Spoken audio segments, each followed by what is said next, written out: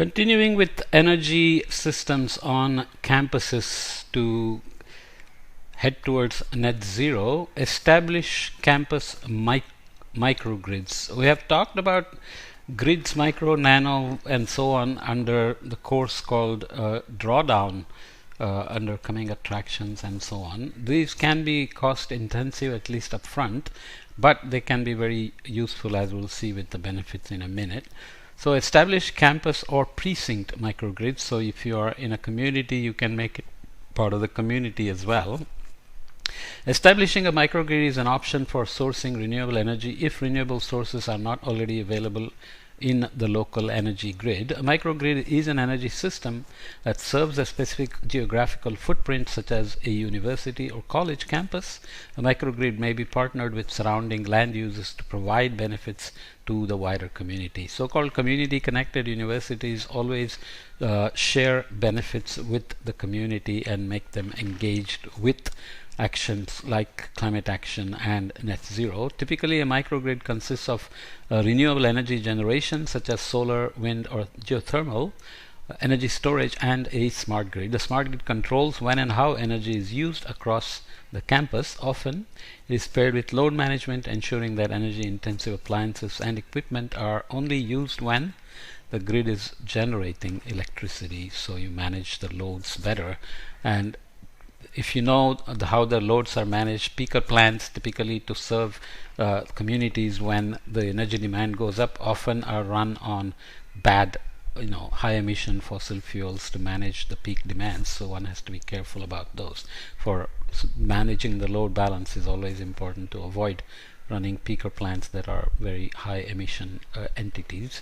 Benefits: targets key source of scope 1 and 2, puts the energy user in control of energy affordability, reliability, and sustainability, resource conservation, building energy security for the university and or college and the community around, immediate as well as long-term financial savings, exploring new revenue streams, meet regulatory obligations, forecasting and managing energy demand.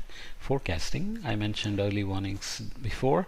Engaging with staff and students, share learnings with the wider community, overall community benefits including cleaner air, climate change adaptation and mitigation, right?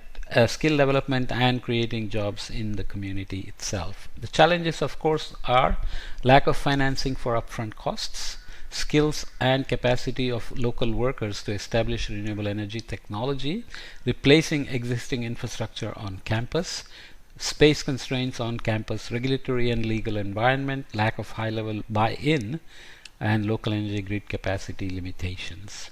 You can measure these again with greenhouse gas emissions, reduced consumption, cost savings, return on initial investments, increased revenue from energy selling to the grid, or increased stability in the energy supply, and so on. Okay, here is a schematic of the components of a microgrid system. So you have national electricity market here, and you have a network that supplies on large scale, so you have feedbacks between them, and you have feedbacks with the microgrid where you have a connection point to the microgrid operator. You have storage, embedded generation, flexible loads, embedded generation, embedded network, and the control system in the middle. So gives you a sense that you have a local standalone system that connects to the national electric market in some sense. A microgrid is a complex system which involves many parties. The energy consumers, such as the university, operators and managers of both the microgrid and the local electricity network, and energy retailers. All of these parties will play some role in the setup and operation of a microgrid. So many of these have played out. If you produce too much renewable energy, want to put back on the grid, then the energy providers, utility companies will begin to have problems with it. But once operational, it's important to balance the dependency on the main grid and ensure costs are minimized by effectively mobilizing the interactions between the microgrid and the main grid here. A smart grid will use two-way communications between these two systems to optimize and respond quickly to changing costs, energy production, and demand. What to consider in establishing a microgrid? What regulatory, market, or other barriers and opportunities exist? Are there other economic, social, and environmental benefits of the microgrid that you can use to justify upfront cost and space demand, etc.? Who are the important partners and stakeholders for the success of the microgrid? What arrangements, including contractual, with partners, including retailers and networks, can be made to enable the delivery of benefits? What safety issues need to be considered? This includes cybersecurity features. Can somebody knock out your microgrid and create problems? What infrastructure is required on campus and at the individual building level to establish a microgrid? Of course, you have to fit in the maybe H2 supply lines into it, EV charging stations, maybe EV battery can supply back to the system when it's idling, or you have requirements on when people can charge, and so on and so forth. To continue with source of renewable energy, look at the schematic here. Renewable energy, you need corporate vision and strategy aligned with the sustainable approach to business. Co-benefits: job creation, improved health and well-being, biodiversity, education and training, and social inclusion. And you have competition pressure, market and brand differentiation. So customer and stakeholder influence and demand customer retention strategy is needed in terms of transitioning to renewable energy, especially to reduce scope 1 and scope 2 emissions quite significantly.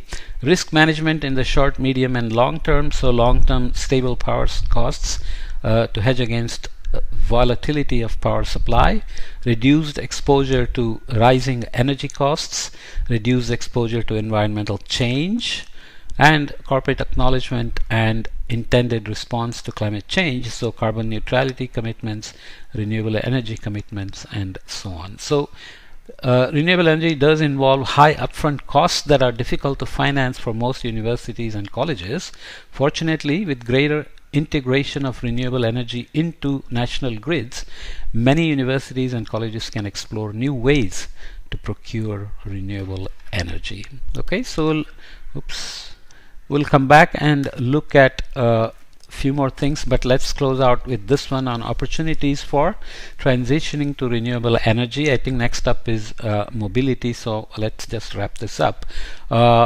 Purchase a green electricity plan through energy retailer. Some retailers purchase offsets or certificates while others directly produce green electricity. Consider options such as power purchase agreement. This is a third-party owned and operated source of renewable energy, for example, an off-site solar farm with whom the institution signs a long-term contract. Install renewable energy infrastructure on campus like rooftop solar panels, biomass units, biomass from composting, etc. Look at innovative financing methods which will help to provide crucial funding for such projects. I'm reading them off rapidly, but obviously when somebody wants to learn and implement, you will need to set up verticals in each of these areas to manage the details. What energy sources are available? Solar, wind, hydroelectricity, geothermal possible in many places. Biomass is always a possibility, but we have discussed the issues of competition with food, and food prices and grains and so on are important to notice. Also land needed, water needed for producing biomass for feedstock to bioenergy. Okay, benefits, challenges, and measuring the impacts. Targets key source of scope 2 emissions, builds energy security for the university, immediate as well as long-term finance savings, engage with staff and students, share learnings with the communities nearby and far, overall community benefits including cleaner air, climate change adaptation, mitigation, and we contribute to a market for renewable energy. Challenges: lack of financing, skills and capacity availability may be limited, regulatory and legal environment may be something that becomes difficult to deal with, or lack of high-level buy-in within the university governance, for example. Measuring impact, of course, greenhouse gases, energy use, cost savings, and increased stability. Okay, so that's a bit long, maybe. How long is it? It's only 10 minutes, so not so bad.